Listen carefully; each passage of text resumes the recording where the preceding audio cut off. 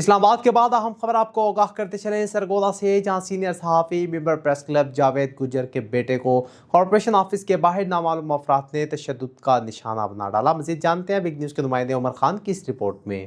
سرگودا میں کارپوریشن دفتر کے باہر نامعلوم افراد کا گھر جاتے صحافی کے بیٹے پر تشدد، سنگین نتائج کی دھمکیاں، کپڑے پھاڑ دیے۔ واقعات کے مطابق صحافی جاوید گجر کا نوجوان بیٹا احمد شفیع گزشتہ رات 2 بجے کے قریب خیام چوک سے گھر واپس آ رہا تھا کہ جیسے ہی وہ کارپوریشن دفتر کے قریب پہنچا تو پیچھے سے 4 موٹر سائیکلوں پر سوار 8 افراد آ گئے اور احمد شفیع کو زبردستی روک کر گالم گلوچ کرنے کے ساتھ ساتھ اسے تشدد کا نشانہ بھی بنایا۔ وجہ نہ پوچھنے ملزمان نے مزید تشدد کرنے کے علاوہ اس کے کپڑے بھی پھاڑ دیے اور سنگین نتائج کی دھمکیاں دیتے ہوئے خیام چوک کی طرف فرار ہو گئے۔